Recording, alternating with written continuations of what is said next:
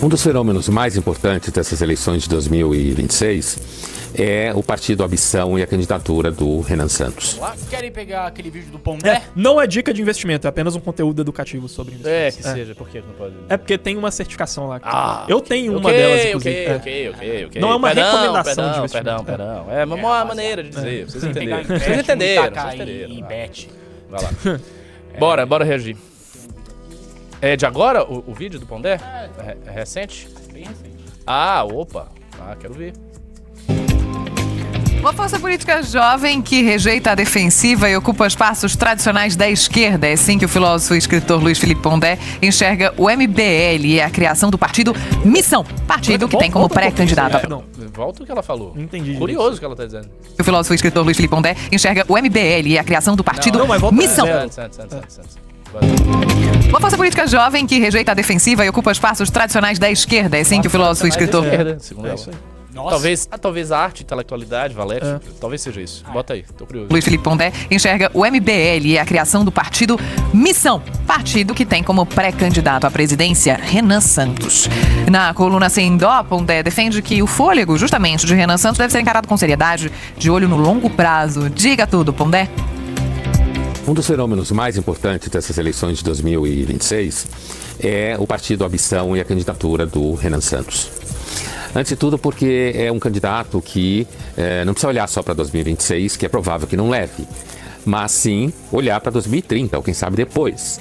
É um candidato jovem, portanto tem fôlego. E tem algumas características da missão que, na realidade, nasceu do Movimento Brasil Livre, MBL, né? Que tem aí mais de 10 anos e que foi muito importante naquelas manifestações de 2015, por exemplo, contra a Dilma Rousseff, a favor do impeachment, né? No primeiro momento, na primeira eleição do Bolsonaro, aderiu ao Bolsonaro, logo depois rompeu com o Bolsonaro, né?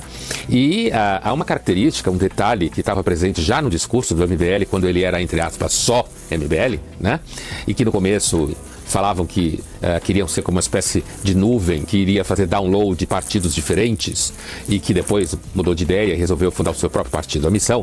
Já ali, a moçada na época, né, uma molecada, entre aspas, dizia que a característica do MBL era ser um movimento de direita liberal e não um movimento de defesa, como eles diziam que a direita estava desde depois da ditadura, sempre na defesa, pedindo desculpa por ser direita, pedindo o direito de existir, né, quando eles, na verdade, se viam como uma direita de ataque.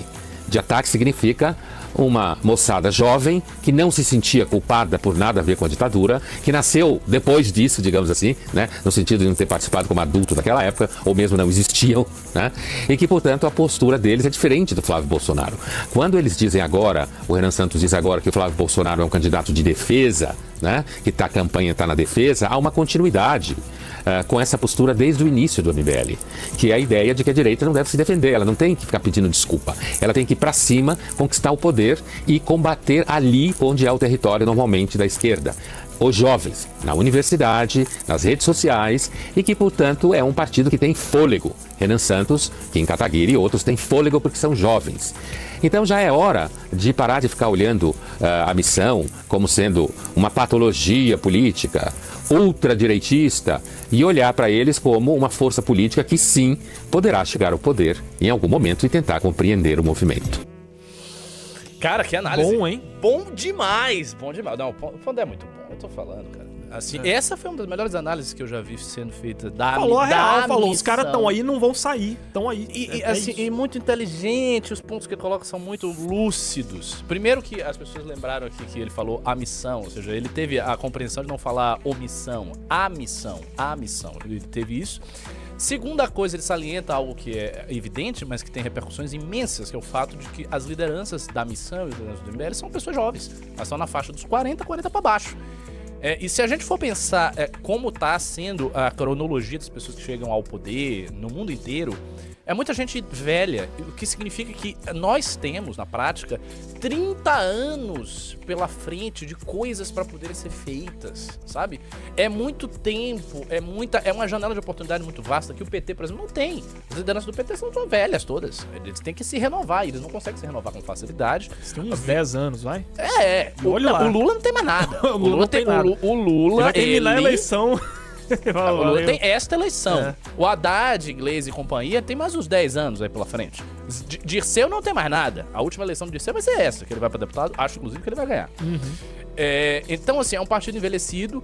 O bolsonarismo, é bem verdade que o bolsonarismo tem mais chances de ser renovado do que o PT, porque tem uma galera mais jovem ali, mas é uma galera jovem, como bem salientou o Pondé, com uma mentalidade envelhecida, porque fala para o público envelhecido, tem símbolos e emblemas envelhecidos, e de qualquer maneira tem esse vínculo ainda com a ditadura mesmo. Eles têm esse vínculo desde sempre. O Jair Bolsonaro era um apologeta da ditadura e o Jair Bolsonaro tinha uma mentalidade, alguém que foi formado pela ditadura, coisa que o MBL absolutamente não tem. Assim, é outra história, é outra origem. Você não se origina disso, não passa por essa simbologia, não tem nada a ver com isso. Então, assim, ele foi muito percussiente, muito aguçado nas coisas que ele falou, análise inteligentíssima, disse também aquilo que é óbvio, porque ele tá falando ali, acho que é Folha de São Paulo que ele falou, Estadão, sim. Bom, ele tá falando do jornalismo mainstream, né? Ele tá falando do jornalismo mainstream e ele é um cara do jornalismo mainstream. Pondé escreveu durante muito tempo para a Folha de São Paulo, no caso do jornalismo mainstream, e uma das coisas que da o jornalismo... academia também, né? Ele da cara academia, da PUC, muito muito reconhecido de filosofia, sociologia. Uma das coisas que o jornalismo mainstream e a academia fazem com qualquer movimento de direita é não compreendê-los. Não compreender os movimentos de direita. Porque eles têm sempre categorias pré-formadas, é uma categoria pré-estabelecida, e os caras chegam lá e aplicam essa categoria pré-estabelecida, custe o que custar. Eu me lembro que saiu... É o cara do anarcocapitalismo na Folha, né? Sim, falou que era era capitalismo e ideias racistas raciais, e de gênero.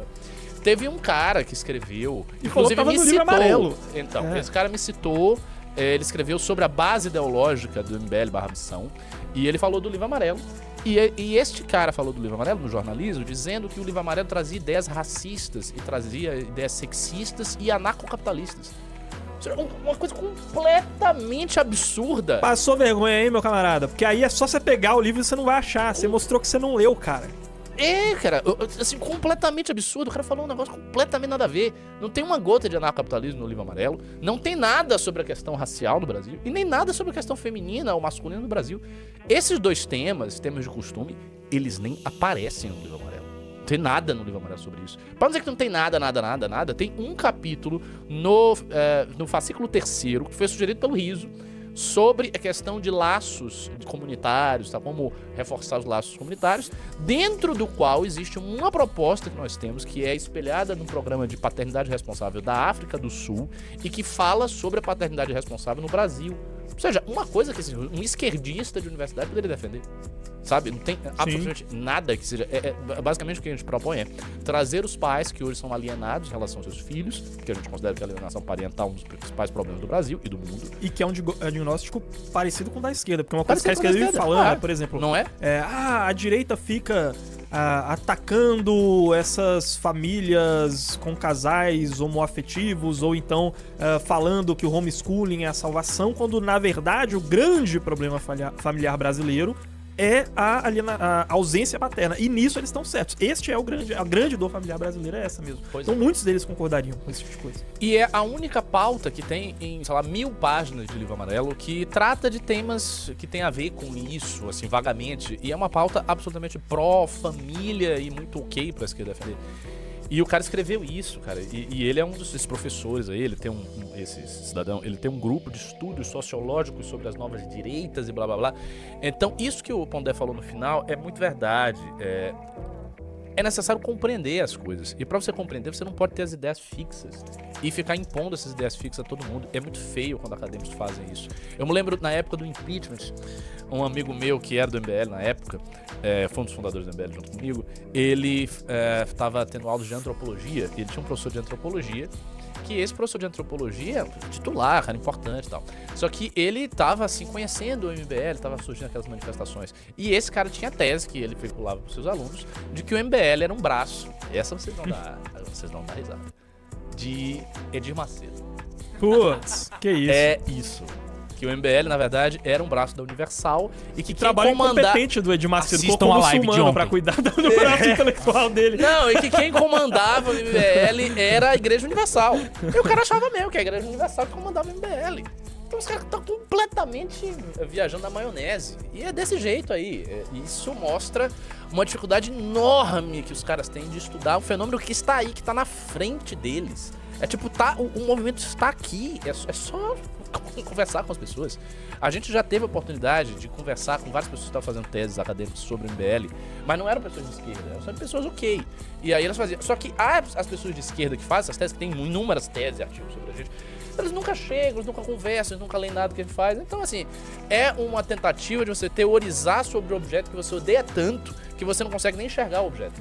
Você tem tanto ódio que você não mantém, sei lá, 10 minutos enxergando, contemplando o objeto, sabendo quais são os atributos desse objeto. Você quer desviar a cara e avaliar o objeto. E digo mais, eles passam por um fenômeno que eles vão produzindo essas teses.